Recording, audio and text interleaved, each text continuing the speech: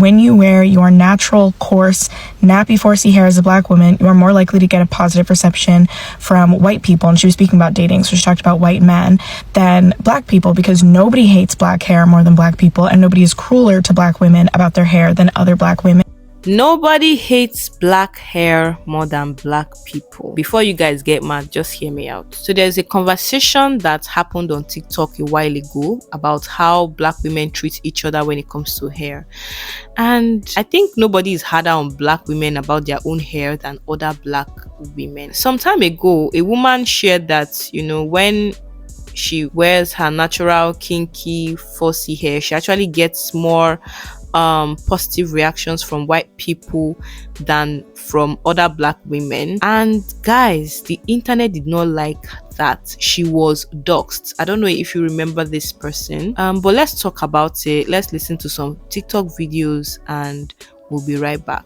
There's a girl who got on here and made a video about learning to do her hair as a 26-year-old, her natural 4C hair, and a bunch of people on Twitter and in her comments are clowning her, and it always makes me think of the creator Lip Gloss and the fact that for all her progressive takes about black womanhood that challenged, Christianity, colorism, all of these things, the take that ultimately got her doxxed and bullied to the point of having to leave the internet was her take about hair, specifically when she dared to utter the truth that when you wear your natural, coarse, nappy 4C hair as a black woman, you are more likely to get a positive reception from white people, and she was speaking about dating, so she talked about white men, than black people, because nobody hates black hair more than black people, and nobody is crueler to black women about their hair than other black women, because culturally we are taught to relish in the mockery of women who just can't get their hair done being, no obvious texture, always picking the straightest texture.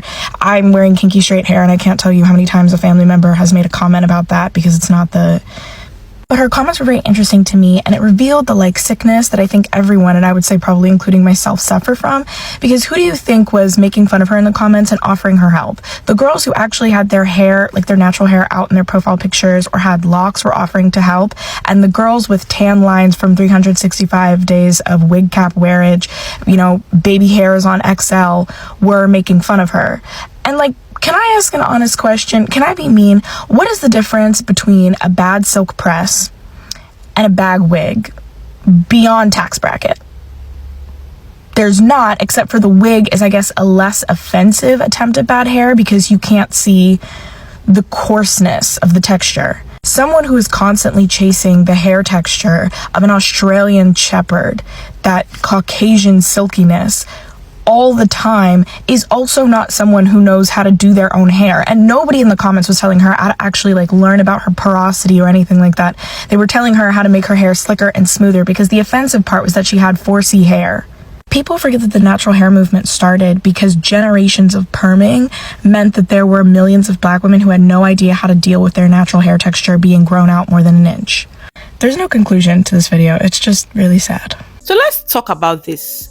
A creator on TikTok got doxxed for saying that white people often, accept natural hair more than black women do. And while people were mad at her, did she lie? I'm sorry, but when was the last time a white woman clowned another white woman for wearing her hair in its natural state? Meanwhile, a black woman wearing her natural hair gets called unkempt, unprofessional, or lazy, or dirty looking by other black women. How does it make sense that we'll sit here and scream, oh, love your natural self, love your hair, blah blah blah, but as soon as a woman shows up with 4C hair and no wig, she's treated like a joke? Nobody hates black hair more than black people, and nobody is crueler to black women about their hair than other black women. I don't know if I'm the only black woman experiencing this, or black girl who experienced this when they were younger, but I have a family member who is a black woman and has never had their hair braided, never had to wash and blow out their hair before they go to the appointment,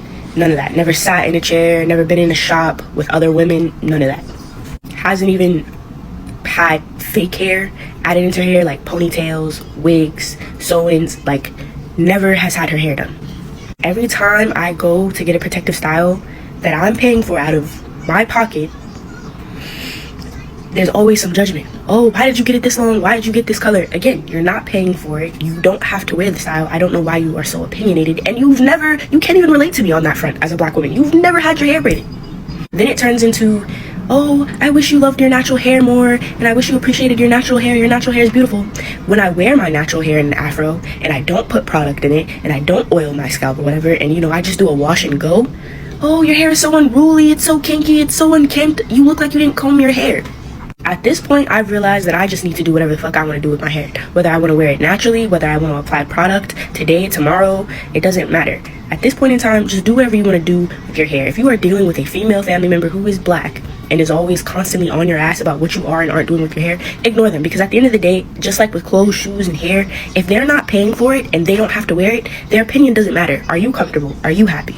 Let's also talk about how black women are always forcing each other to have a done look, meaning their hair has to be manipulated, straightened, or laid to be considered acceptable. There's an unspoken rule that if you're not wearing a wig, a weave, a silk press, and your hair is not done, if you dare show up in public with a shrunken afro, that is embarrassment. Who are we trying to impress, guys? Because it's not white people clowning us the hardest about our natural hair, it is us. Let's also talk about why natural hair is being mocked, because I find it very hard to understand. Black women would tell you, oh, I wear wigs for convenience, but when their fellow black women with natural fro comes out, they'll be staring at her like she just committed a crime. Let's talk about this your hair is not done mentality, because what does that even mean?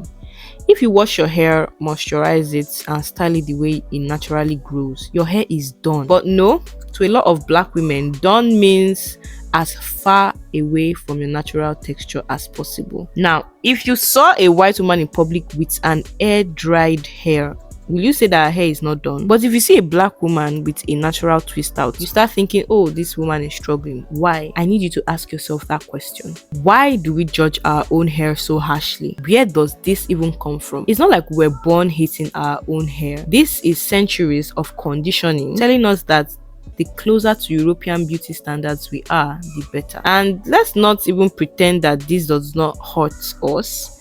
Young black girls grow up seeing their mothers and aunties only rocking straight wigs or hair, and they start believing that their natural hair is something to fix. I also want to say something about the hypocrisy of the natural hair movement. I thought we were in a natural hair movement, guys. So why is it that in 2025, black women still feel uncomfortable rocking their real natural hair? Because that movement looked like a lie. Black women were not celebrating their natural hair, they were celebrating a specific type of natural hair. If you check this very well, the 3A and 3C curls were glorified.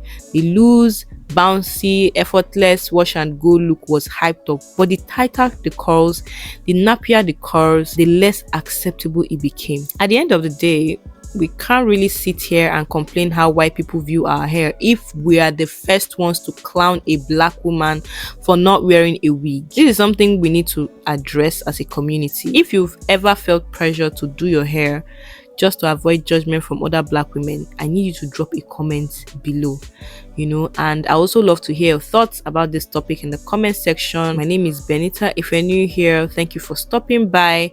Like, comment, and subscribe. Share this video, and I'll see you guys in my next video. Bye.